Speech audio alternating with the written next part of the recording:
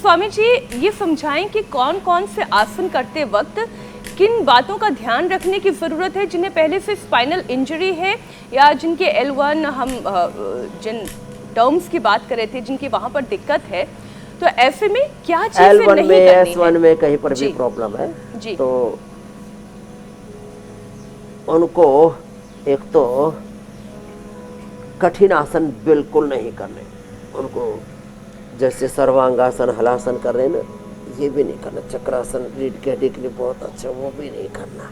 तो उनको क्या करना है, सिंपल ऐसे धीरे धीरे पैर उठाए, नीचे लाए, ऐसे ऐसे करें, सिंपल ऐसे थोड़ा से कमर को उठाएं, इतना करें, इतना भी नहीं करें, इतना नहीं हो तो कोई बात नहीं। मरकट आसन बहुत धीरे धीरे ऐसे देखो, ऐसे हो तो रीढ़ की हड्डी में ज़्यादा प्रॉब्लम है तो अधिक तो आगे झुकना ही नहीं, पीछे भी अधिक नहीं झुकना, आराम आराम से करना। हर्निया है तो पीछे कतई नहीं झुकना, हाँ आगे झुकना। पवन मुक्तासन, मंडूकासन, योग मुद्रासन ही करना।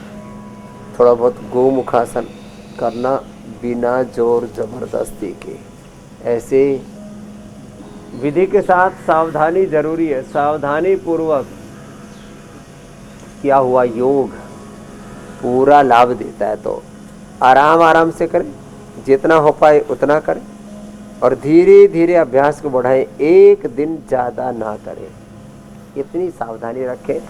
और हाँ, जिनको भी शरीर में दर्द है, दही छाछ नींबू अचार टमाटर खट्टी चीज़ें, बाय बादी की चीज़ें, ठंडी चीज़ें, बासी चीज़ें, इनसे परहेज करना पड़ेगा। भारी चीज़ें देर से जो हजम होती है, क्योंकि शरीर की आंतरिक अग्नि जब मंद पड़ जाती है तो उससे फिर जो देर से हजम होने वाली चीज़ें हैं वो हजम पूरी होती नहीं और इससे वात बन जाता है शरीर में, उससे फिर कफ भी बढ़ जाता है, पित्त भी बढ़ जाता है, त्रिदोष प्रकोपित हो जाते हैं। इसलिए बीमार लोगों को देर से हजम होने वाला भोजन कतई नहीं लेना चाहिए।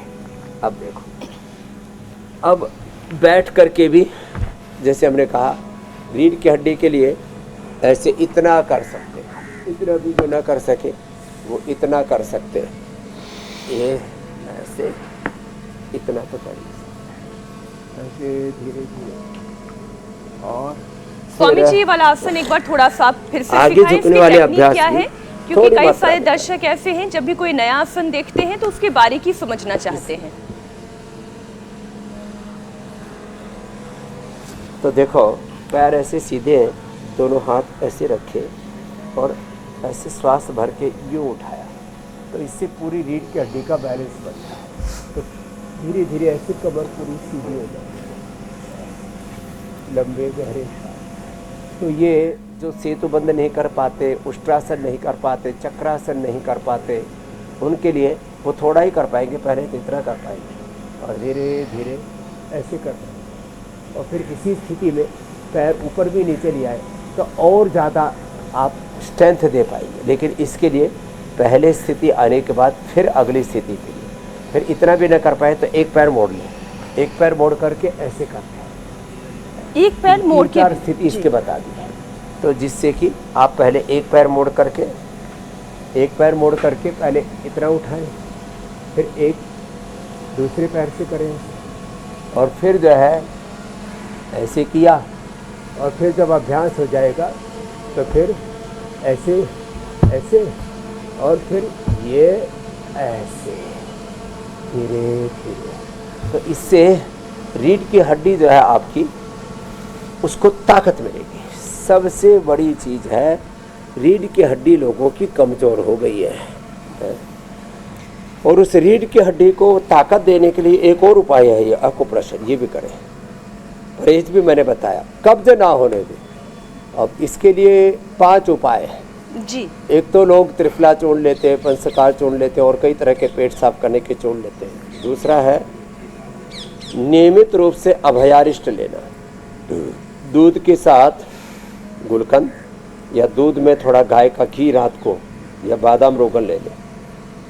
और हाँ, खाली पेट आंवला एलोवेरा गिलोय गोधन अर्क तेज गर्म पानी में उठते ही पी ले, पेट बढ़िया साफ हो जाता है।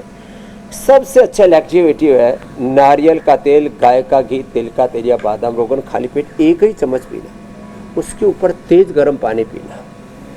अब देखो जितने भी पेट साफ करने वाले चूर्ण हैं वो आंतों को कमज़ोर करते, इससे आंतें कमज़ोर नहीं होती। सबसे अच्छा उपाय है अनार, पपीता, सेव, बग्गू, गोसा आदि चबा चबा करके खाएं और पहले यही खाएं, क्रम ऐसा रखें तो कब्ज नहीं होगा। कब्ज होने से भी बहुत लोगों को कमर में दर्द होता। अब रीढ़ की हड्डी कमज़ोर है तो देखो ये गूंद का, और फिर इधर ये रखा वंशलोचन, फिर गूगल रखा है, स्याह गूगल रखा है, शिलाजीत रखी है, तो ये सब अलग अलग पेड़ों के गोंद हैं। अब इसको ये जो हमारे यूनानी वाले हैं वो स्याह गूगल को ज़्यादा प्रमोट करते हैं। अब जो भी है, हम लोग गूगल को ज़्यादा आयुर्वेद में महिमा देते हैं और सबको सुलभ है गोंद। जो गोंद खाएगा उसकी हड्डियाँ ऐसे वज्र जैसी फौलादी हो जाती है। तो हमारे यहाँ पहले इसलिए गोंद के लड्डू अभी अक्टूबर नवंबर से शुरू हो जाते थे, पूरी सर्दी में लोग खाते थे। ये बड़ी अच्छी चीज़ है इनको। और सबसे बेस्ट उपाय है एलोवेरा। एलोवेरा वातनाशक भी है, पित्तनाशक भी है, बलवर्धक भी है। तो कब्ज ना होने दे और ज़्यादा भोगात्मक वासनात्मक जो है प्रवृत्ति से अपने आप को उभारे। जिनका चित्त बहुत अधिक भोगों में लगा रहता है, एक डिजिटल कॉर्नाइजेशन, डिजिटल गुलामी, इससे तो मुक्त होने के लिए, और एमएनसीज की गुलामी, जितने भी अपसंस्कृति विकृति आ रही है इनकी गुलामी, ग्लानि और कुंठाओं से उभरने के साथ साथ हम रोज अलग अलग प्रकार के आह्वान भी इसलिए करते हैं। ये जागरूकता फैलाना जरूरी है। तो कमर में दर्द है तो अधिक आगे नहीं झुकना, बस इतना ही करना है।